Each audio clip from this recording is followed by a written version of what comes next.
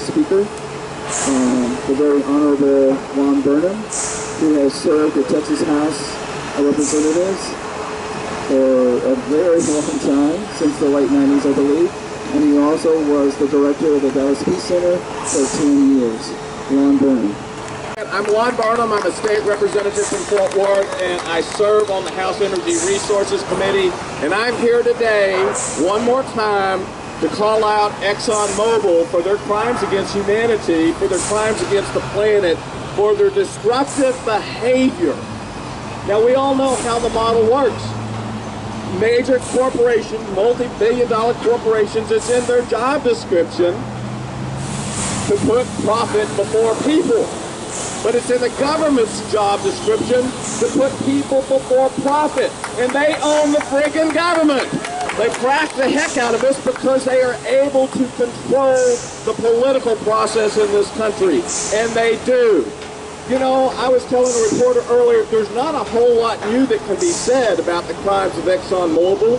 I've been boycotting them since the Valdez accident. You can follow that sordid history since that accident of their misbehavior throughout that particular specific incident. It is an example of what they do over and over and over again to maximize their profits at the expense of the planet, of the expense of the people that live here. I encourage everybody once again to always boycott ExxonMobil. There are 3 occasions in which I haven't.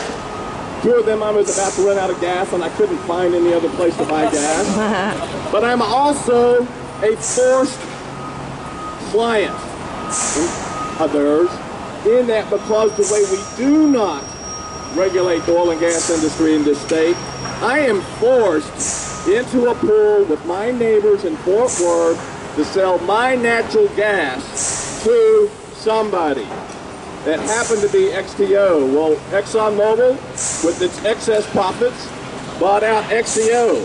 So from going to work to doing business with a relatively responsible corporation, home-owned in Fort Worth, I'm now forced to do business with the most irresponsible corporate entity in the planet.